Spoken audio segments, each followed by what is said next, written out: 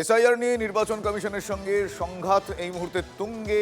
দিল্লিতে অভিষেক বন্দ্যোপাধ্যায় 5 দফা প্রশ্ন নিয়ে আপনারা জানেন আজ নির্বাচন সদনে যাবেন অভিষেক বন্দ্যোপাধ্যায়। অভিষেকের সঙ্গে থাকবেন ডেরেক ওব্রায়েন, কল্যাণ বন্দ্যোপাধ্যায়, চন্দ্রিমা ভট্টাচার্য, মমতা বালা ঠাকুর সহ তৃণমূলের 9 জন প্রতিনিধি। বেলা 12টা নাগাদ মুখ্য নির্বাচন কমিশনারের সঙ্গে সাক্ষাতের কথা প্রতিনিধি দলের। কোন যুক্তিতে 1,36,00,000 নাম নিয়ে প্রশ্ন তুলছে নির্বাচন কমিশন? মুখ্য নির্বাচন কমিশনারের কাছে জানতে চাইবেন অভিষেক বন্দ্যোপাধ্যায়। আজ কি কর্মসূচি রয়েছে তাদের আমি একটু ডিটেল জানার চেষ্টা করব। আমার সহকর্মী সৌরভ গুহ এই মুহূর্তে রয়েছেন। সৌরভ, সুপ্রভাত। আমি জানতে চাইবো যে আজকে মূলত তাদের কি কর্মসূচি রয়েছে?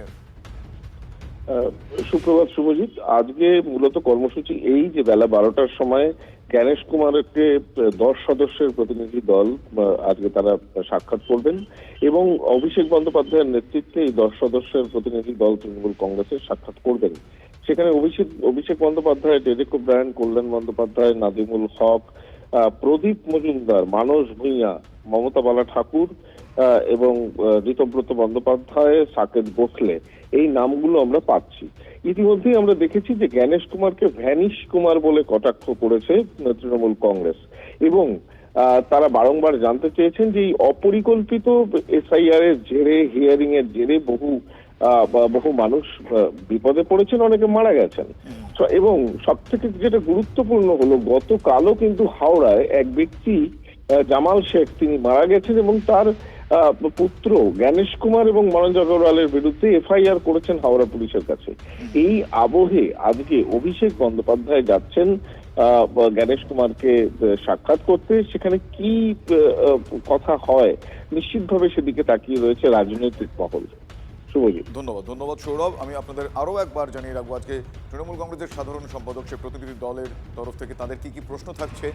এক, বাদ যাওয়া 58 লক্ষের মধ্যে কতজন বাংলাদেশি ও রোহিঙ্গা, সেই প্রশ্নটা তারা তুলবেন। 2, অবৈধ ভোটার চিহ্নিত করা লক্ষ্য হলে ত্রিপুরা, মেঘালয়, মিজোরামে কেন হলো না এসআইআর। 3, সব থেকে কম নাম বাদ পড়লেও কেন বাংলাকেই নোটিশ। 4, যে রাজ্যে বেশি নাম বাদ সেখানে কেন মাইক্রো অবজারভার নয়। 5, 45% ম্যাপিং বলা হলেও পরে 89.65% কিভাবে পাওয়া গেল, ক্ষমা চাইবে কি কমিশন?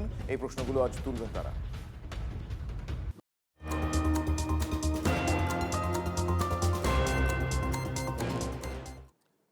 এসআইআর এর শুনানি কেন্দ্রের বাইরে দলের বিএলএদের ক্যাম্প করে বসতে বললেন মুখ্যমন্ত্রী মমতা বন্দ্যোপাধ্যায়। যতক্ষণ পর্যন্ত বৈধ ভোটারদের নাম না উঠছে কেউ এলাকা ছাড়বেন না, বার্তা দিয়েছেন তৃণমূল সুপ্রিমো।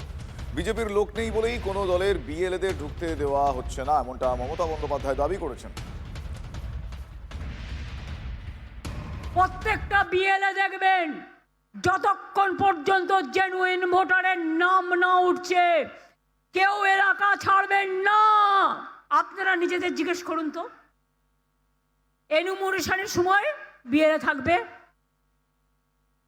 পোলিং স্টেশনে বিএলএ থাকবে, তাহলে তুমি যখন 1,36,00,000 নাম বাদ দিচ্ছ তখন কেন বিএলএ থাকবে না?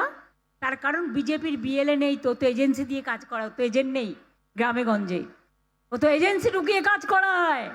তাই নিজের নেই বলে যাতে অন্য কেউ না ঢুকতে পারে। আমরা তো বলছি বিজেপি থাকুক, সিপিএম থাকুক, কংগ্রেস থাকুক, যার যত পার্টি আছে সবাই থাকুক। আমরা তো বলিনি শুধু তৃণমূল একা থাকবে।